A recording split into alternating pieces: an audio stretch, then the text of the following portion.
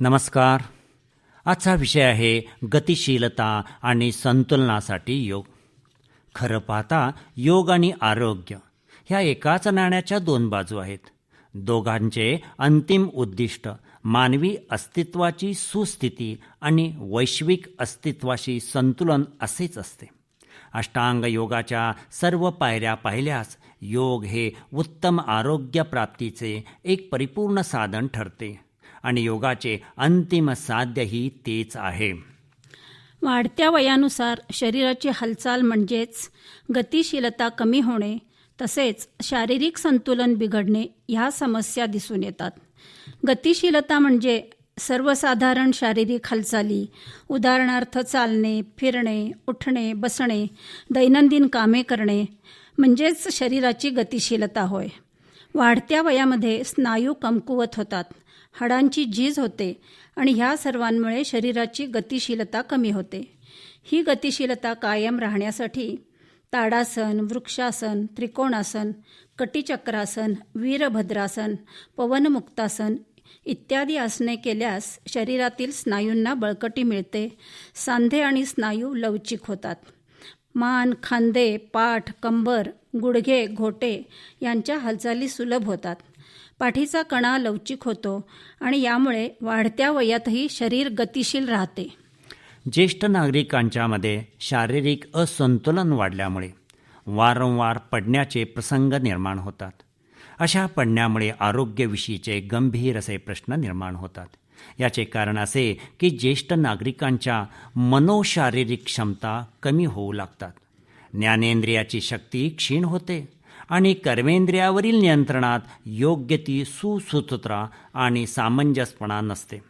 आपल्या शरीराचा चलतोल म्हणजेच गतिशीलता आणि स्थिरतोल म्हणजेच स्टेडी बॅलन्स किंवा संतुलन हे लहान मेंदूकडून केले जाते.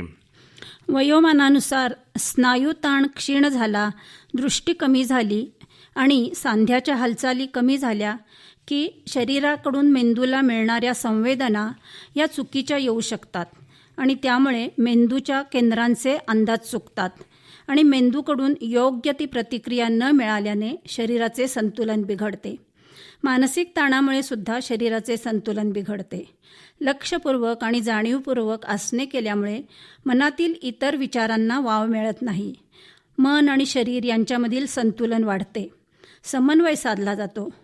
गुरुत्वाकर्षणाच्या विरुद्ध आपल्याला तोलून धरणाऱ्या मज्जासंस्थेला चालना मिळते आणि अशा प्रकारे नियमित आसने केली असता मेंदूला एक प्रकारचे प्रशिक्षण मिळते आणि त्यामुळेच संतुलन यंत्रणा चांगली कार्यक्षम होते. त्यामुळे शरीराची गतिशीलता आणि संतुलन दोन्हीही सुधारते. निरनिराळ्या मनोशारीरिक क्षमता वृद्धिंगत होतात व शरीराचा तोल सांभाळणारी यंत्रणा सतेज होऊन नेहमी उत्तम रीतीने कार्यक्षम राहते.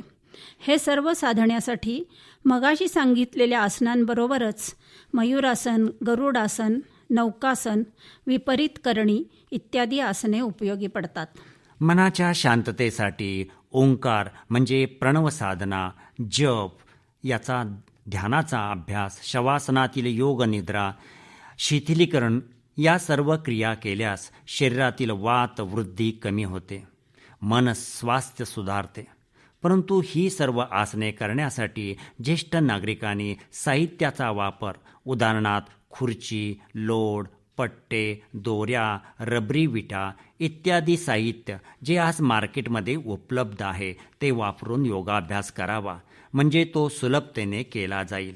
अशा प्रकारे शरीराची गतिशीलता आणि संतुलन यांच्यासाठी योगाभ्यास उपयोगी पडतो. हरिओम तत्सत. हरिओम तत्सत.